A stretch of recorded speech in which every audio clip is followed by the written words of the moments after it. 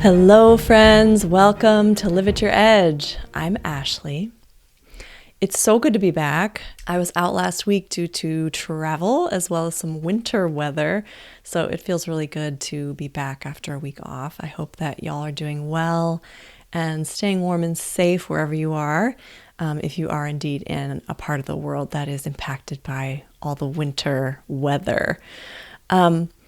So today, I'm really looking forward to exploring with you what I think is an important underlying cause of anxiety. The reason I'm so excited to talk about anxiety is because, after I released the episode about fear a couple episodes ago, it really was coming to me very strongly how anxiety is sort of this specific type of fear that really deserves its own discussion. And of course, fear as a topic on its own is enormous, and you could have an entire podcast about that. So it's certainly not something that I can do justice to in one episode.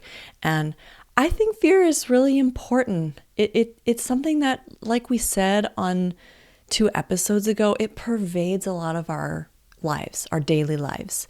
And anxiety in particular is something that in this era affects, I would say, most of us, right? Most of us are affected by anxiety in some way, shape, or form.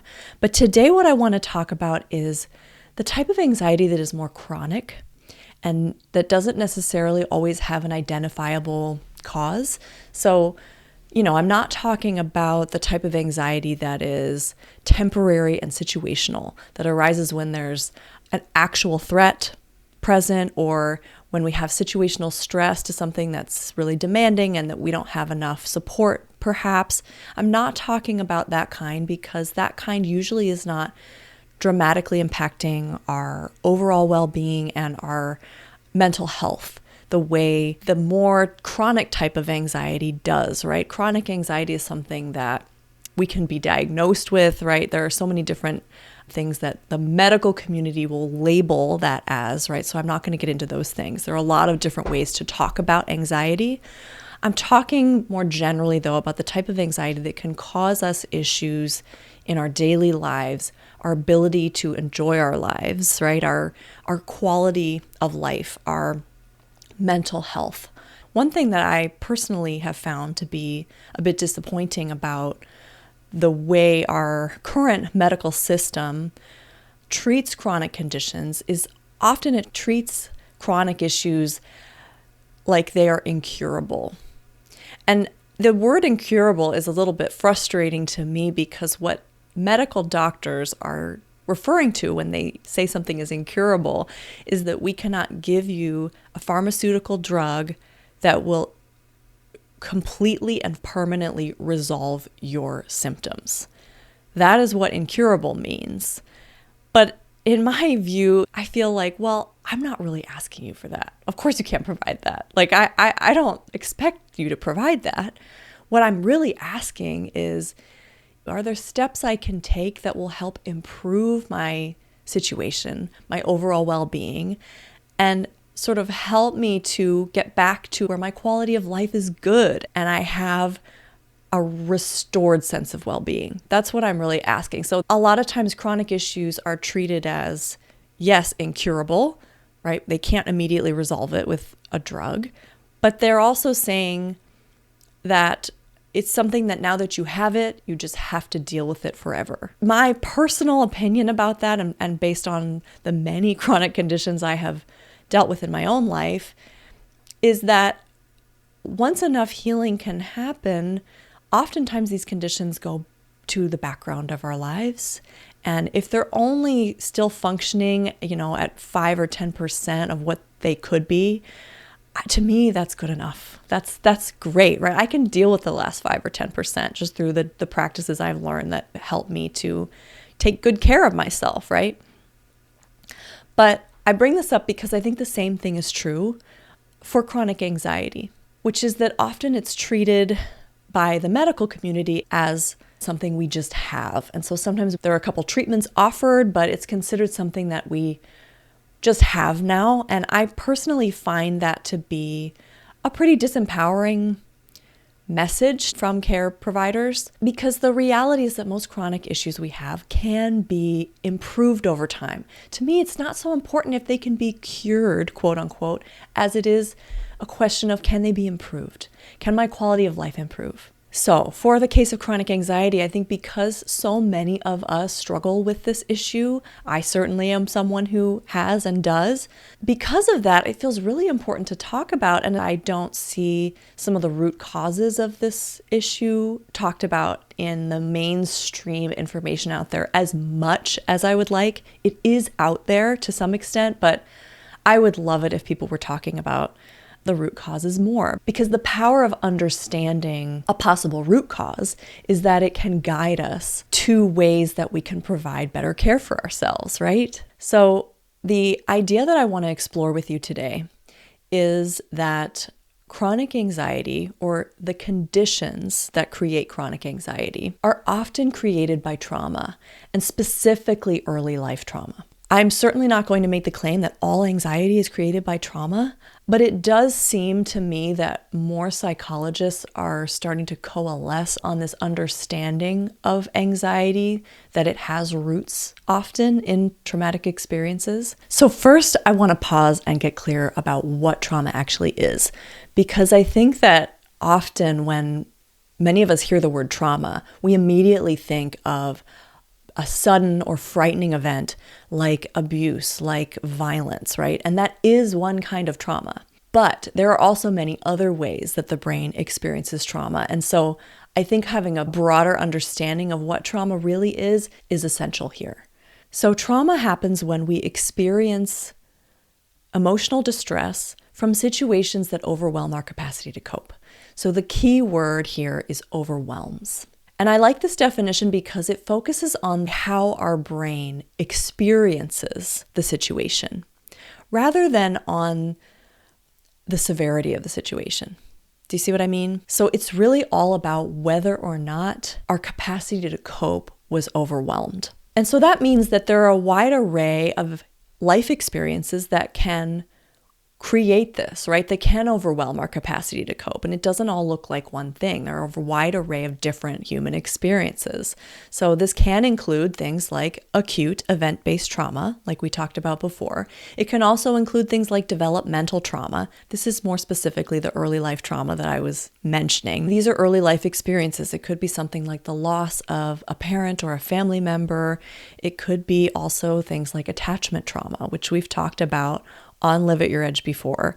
Attachment trauma happens in the relationship between children and their caregivers, and it's essentially when a caregiver responds repeatedly in a misattuned way to the child.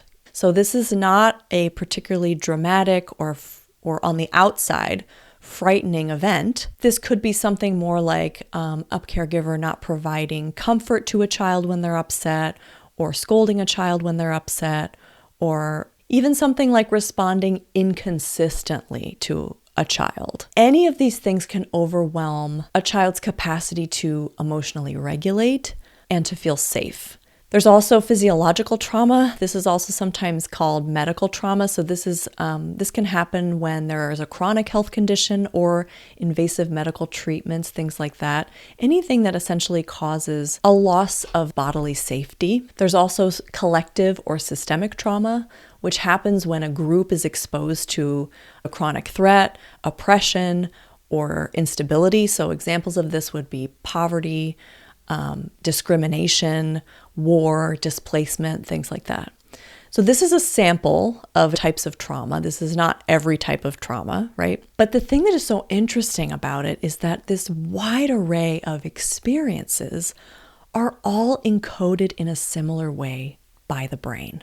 Our brains don't actually distinguish between abuse and chronic misattunement, even though those are two very, very different things, right?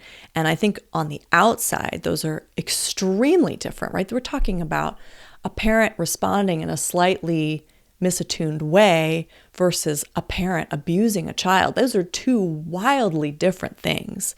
But essentially what our brains are doing as they encode all of our life experiences, they are distinguishing between something that is manageable and something that is unmanageable and exceeds our capacity. And so anything that falls into that second category and exceeds our coping capacity is trauma. It's essentially creating the type of response in the brain that a traumatic experience would create. And so I think when we understand trauma that way, it gives us more of an idea of what's actually happening in the nervous system rather than focusing on what the event was. In a way, what the event was isn't that important to the brain. It, of course, is important to us as the living human beings experiencing this, but the impact on the brain is similar regardless of what the actual occurrence was. It only matters if it was overwhelming to our coping capacity, right? So let's talk about how trauma actually affects the brain. And then I want to connect this with how this can prime us for potentially chronic anxiety later in our lives. So researchers have found that trauma physically rewires our brains. And so it does that in a few ways. And I'm not going to cover this extensively, but I want to list a few important things. One thing that happens is that our threat detection system, which is in our amygdala, can become faster to switch on, right? Our brain's alarm system can become hypersensitive and can tend to do that thing where it's sort of scanning for threats all the time. As a result, it can activate even when we're in a situation that is actually safe. Another thing that happens is that trauma can change the way our brain organizes and stores memories. This actually happens in the hippocampus. Our hippocampus is important for how we contextualize our memories. And so trauma can impair the way this happens. And so it's actually harder for us to distinguish between when a situation is ongoing and when a situation is past. The last thing I want to talk about is our stress response. Often trauma can cause our stress responses to heighten in order to protect us. We can end up having sort of lasting heightened stress responses. Putting all this together, essentially what you have is a situation where the sympathetic nervous system, which is responsible for our fight, flight, freeze, and fawn responses, is chronically activated, right? By all of these different parts of our brain that have been altered or physically rewired as a result of an experience that was encoded as traumatic. And so another thing that I want to point out here that I think is really important is that it's widely acknowledged by psychologists that trauma that happens in early life often has deeper impacts on our nervous system because it's affecting our developing brains compared to trauma that happens in adulthood when the systems are already formed. And so that's part of the reason that I wanted to highlight early life trauma in this discussion, because I think what can happen is these systems can get rewired even more profoundly from early life experiences, even though a lot of these early life experiences may be things we don't even remember well, right? They may be things that we have long forgotten or that happened early enough that we don't have memory of them. And so I think it starts to become clear once we have this kind of neurological understanding of the way trauma affects the brain, how it can prime us for chronic anxiety issues later in life. Because essentially what's happening is that trauma can create changes in the brain and nervous system that are creating hypervigilance, elevated cortisol levels. Our alert systems don't switch off as easily. And we can have more difficulty distinguishing between situations that are safe and unsafe. And really, this is all adaptive, right? The system is responding in a way that errs on the side of caution. The system is rewiring to become more attuned to threats. Our bodies want to make sure that if threats come along, we're detecting them plenty early enough. And so when we start having experiences that teach us that certain parts of the world are not safe, our system rewires adaptively to protect us from future threats. So this is not a pathological change, right? This is an adaptive, healthy change that our bodies make in response to traumatic experiences. But because our system is then alerting to possible threats more and more easily, it means that we can, and I want the operative word here is can, right? Not necessarily that it does, but that it can create chronic anxiety states for us. And so this is why the link between chronic anxiety and trauma is so well established. There's a very clear link, but I do see that there's a couple things that I've noticed. And one is that trauma is not discussed as often as I think maybe it should be as a possible root cause when anxiety is at issue.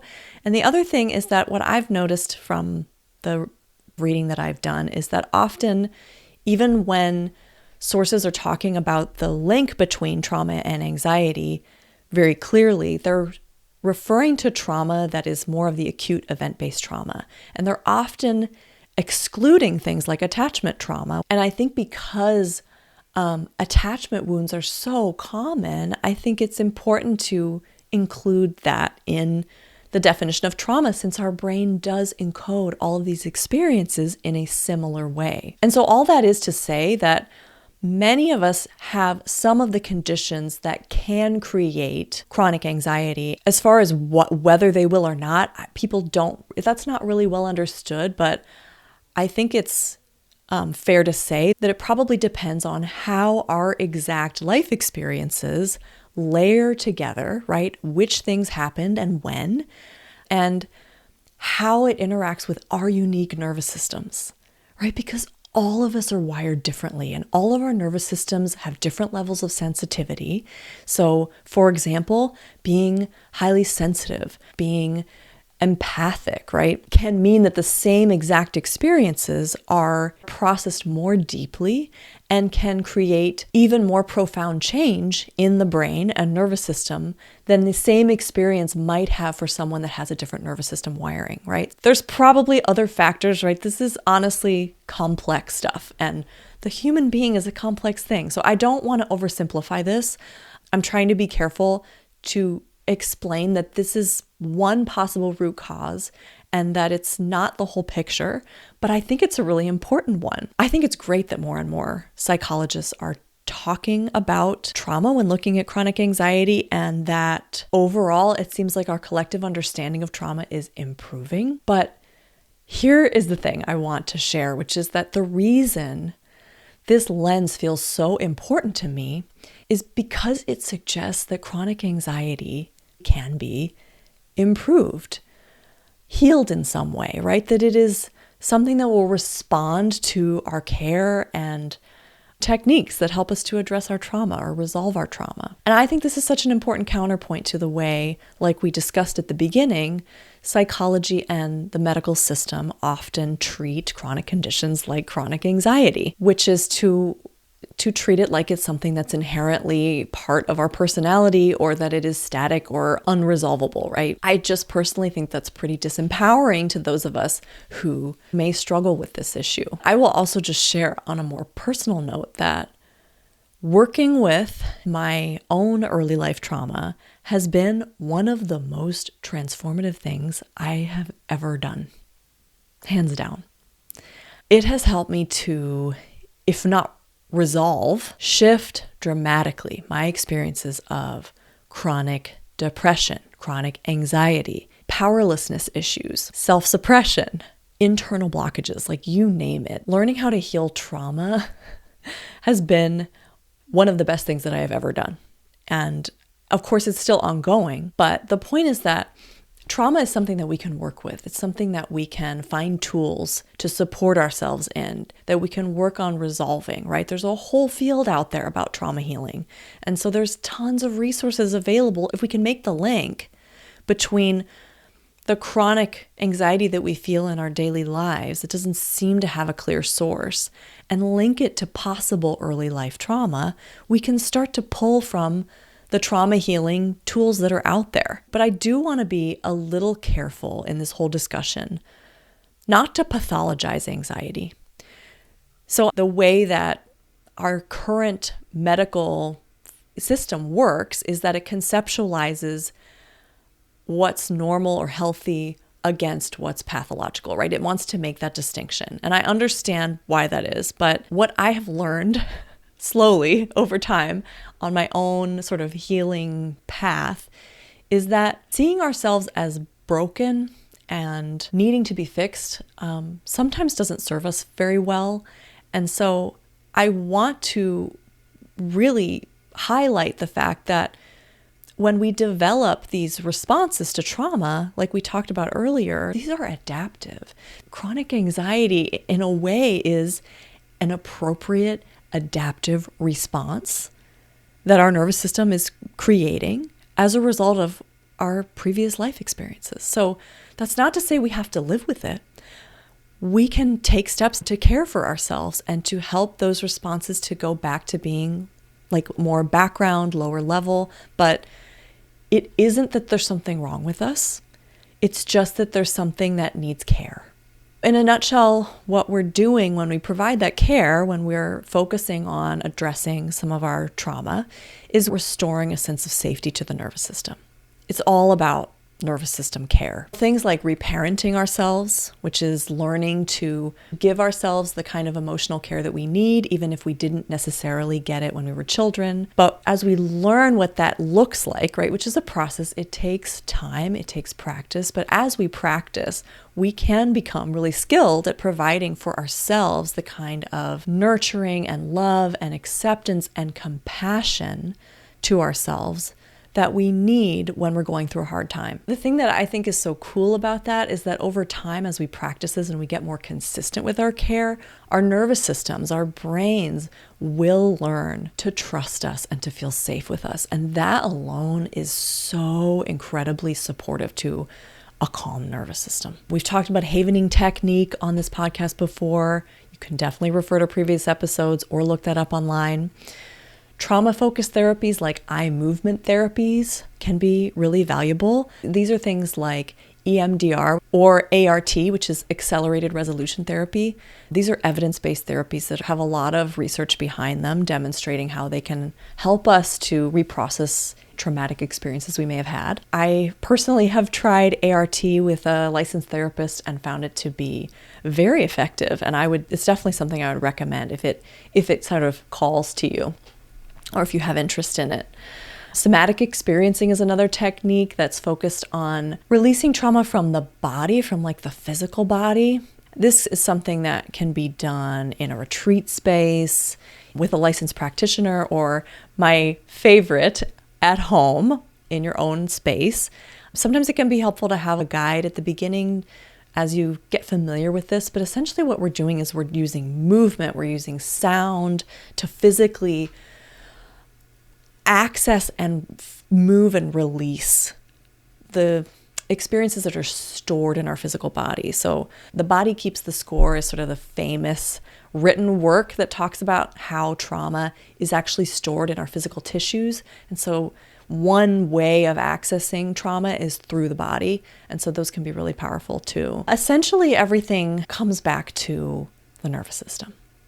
And so really any tools that you find or like or can use that you find effective for nervous system calming, nervous system regulation will help with anxiety. And so I think both pieces are important, right? It's not always just about reaching back and trying to directly access our trauma. It can be, right? And that's a super powerful thing that I would personally say can be extremely effective for resolving a possible root cause.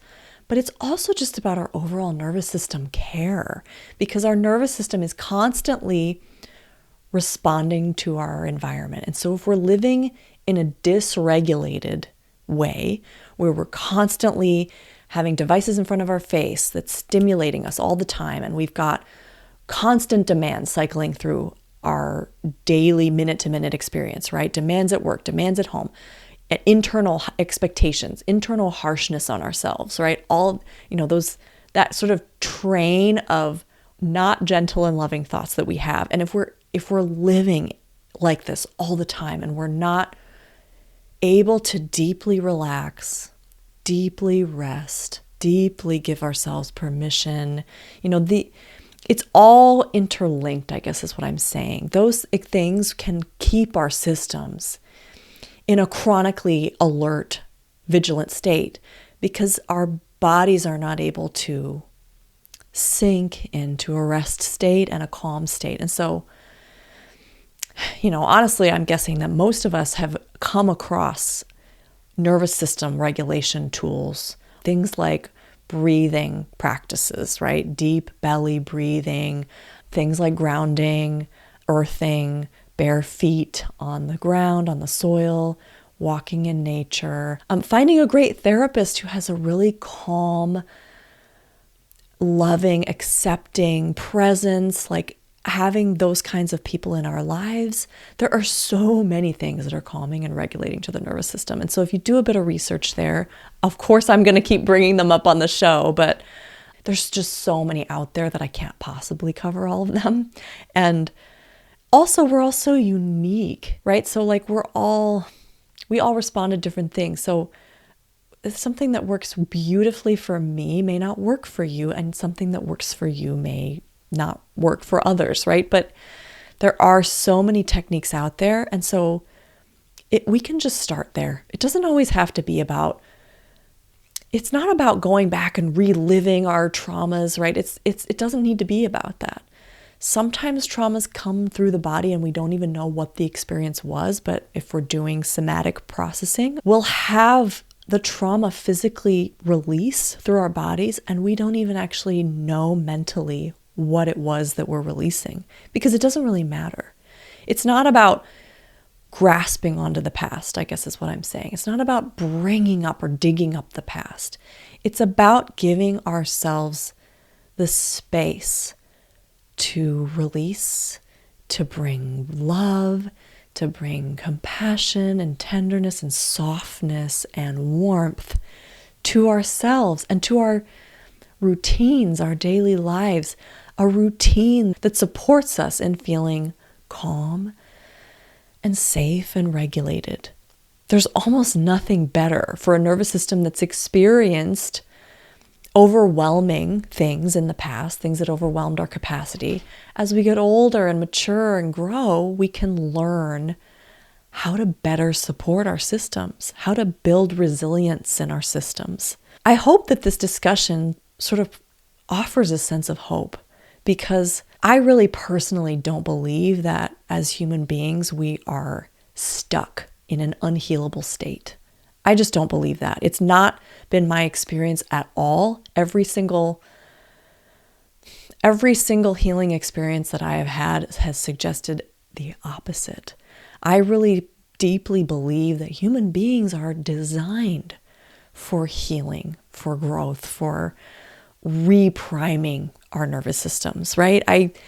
I hope that you've taken that message away many times on this show, that our bodies are designed for resilience and for healing, right? So I personally feel very empowered by that knowledge and understanding of the human being.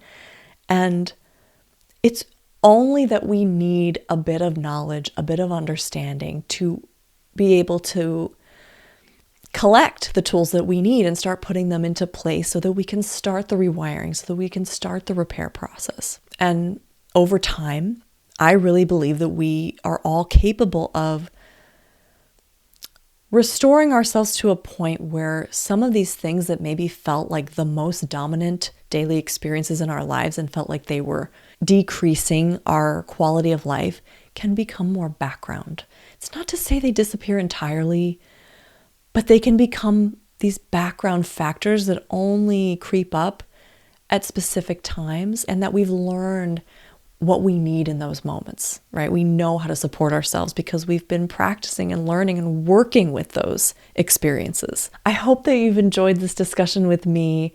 I just want to thank you so much for being here, and I'll see you on the next episode.